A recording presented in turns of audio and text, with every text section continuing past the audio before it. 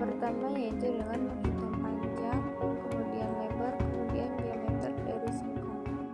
Diperoleh dari pengukuran panjangnya singkong yaitu 18,3 cm.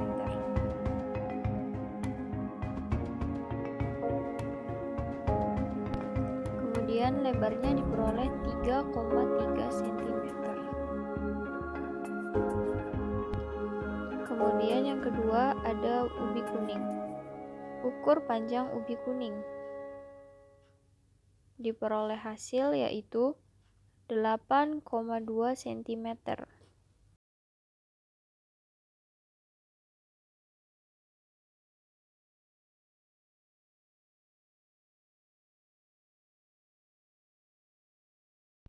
Kemudian lebarnya yaitu 6,3 cm. Lalu ada ubi kuning. Ukur panjang ubi kuning. Diperoleh hasil 18,3 cm.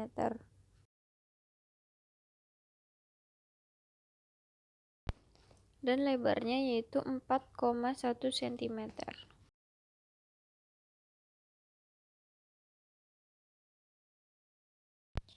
Selanjutnya yang terakhir ada kentang. Kita cari panjangnya terlebih dahulu. Ukur.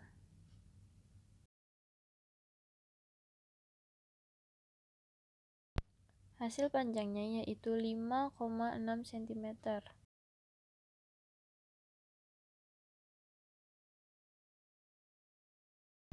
Dan lebarnya yaitu 4,1 cm.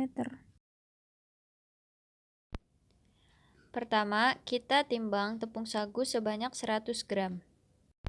Terlihat tepung sagu berwarna putih cerah dan teksturnya lebih halus.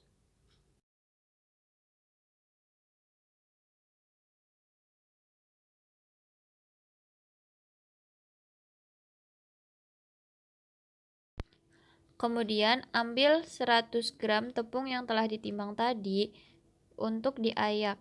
Kemudian timbang kembali. Hal ini dilakukan untuk mengetahui berat bersih tepung sagu dan berat kotor tepung sagu.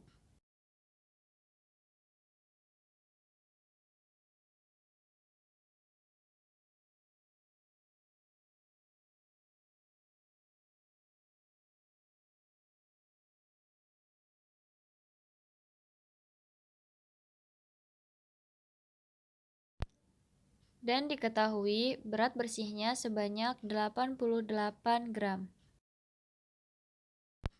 Kemudian yang kedua ada tepung tapioka. Timbang tepung tapioka sebanyak 100 gram. Tepung tapioka terlihat lebih gelap daripada tepung sagu, dan teksturnya juga lebih agak kasar.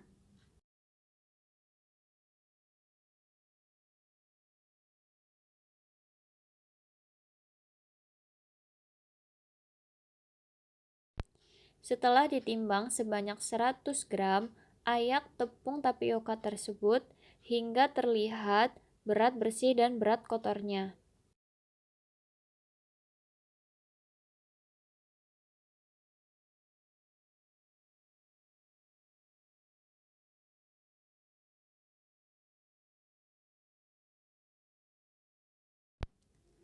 Dan diketahui berat bersihnya sebanyak 96 gram. Selanjutnya, siapkan gelas dan setengah gelas air. Kemudian masukkan 1 sendok makan tepung sagu. Lalu aduk. Pada proses pengadukan ini tidak terdapat endapan pada tepung sagu. Kemudian lakukan hal yang sama untuk tepung tapioka, yaitu siapkan setengah gelas air, kemudian masukkan 1 sendok makan tepung tapioka, lalu aduk.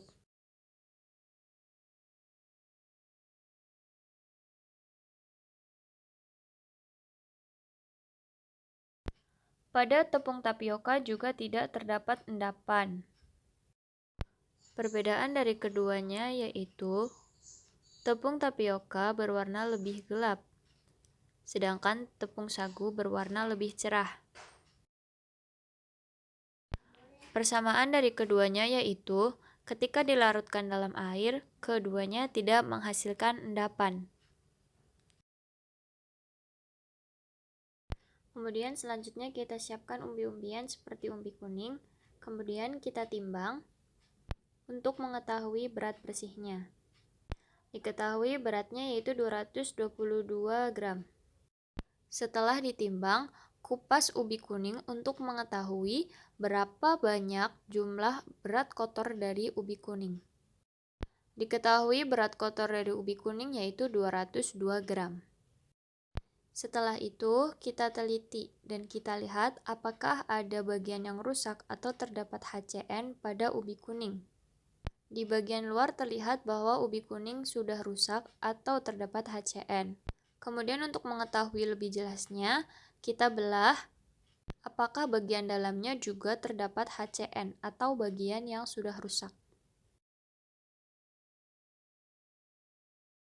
Diketahui bahwa bagian dalam dari ubi kuning tersebut tidak terdapat HCN, yang menandakan bahwa masih bagus dan masih layak untuk dikonsumsi. Kemudian yang kedua, ada ubi ungu. Lakukan hal yang sama seperti sebelumnya. Diketahui berat ubi ungu yaitu 202 gram. Selanjutnya dikupas, kemudian ditimbang untuk mengetahui berapa banyak jumlah berat kotor dari ubi ungu. Diketahui beratnya yaitu 171 gram. Kemudian kita amati apakah ada kerusakan atau ada HCN pada ubi ungu. Dapat dilihat kita belah untuk mengetahui apakah HCN ada pada bagian dalam. Dapat dilihat, terdapat beberapa bagian titik hitam yang merupakan HCN. Keadaan tersebut menunjukkan bahwa sebaiknya ubi tersebut tidak dikonsumsi. Selanjutnya kita timbang singkong untuk mengetahui berapa berat bersihnya. Diketahui beratnya 351. Kemudian kupas kulitnya, lalu ditimbang untuk mengetahui berat kotor dari singkong. Diketahui berat kotornya yaitu 330 gram. Setelah itu, kita belah untuk mengetahui apakah ada HCN pada singkong tersebut. Dapat dilihat bahwa pada bagian luar tidak terdapat HCN atau bagian yang rusak, hanya saja terdapat bagian yang kotor karena terkena tanah. Dapat dilihat pada bagian dalam tidak terdapat HCN atau kerusakan, yang menandakan bahwa singkong tersebut masih layak untuk dikonsumsi. Kemudian yang terakhir yaitu ada kentang. Timbang berapa berat bersih dari kentang tersebut. Diketahui yaitu 68 gram. Setelah itu kupas lalu timbang kembali untuk mengetahui berat kotornya. Diketahui berat kotornya yaitu menjadi 60 gram. Kemudian amati kentang tersebut, apakah terdapat HCN atau tidak. Terlihat di bagian luarnya terdapat kerusakan atau adanya HCN. Untuk memastikan, kita belah kentang tersebut. Terlihat bagian dalam kentang tersebut tidak terdapat HCN atau kerusakan, menandakan bahwa kentang ini masih layak untuk dikonsumsi. Sekian dari saya, apabila ada salah kata dan salah pengucapan, mohon dimaafkan. Terima kasih, sekian, wassalamualaikum warahmatullahi wabarakatuh.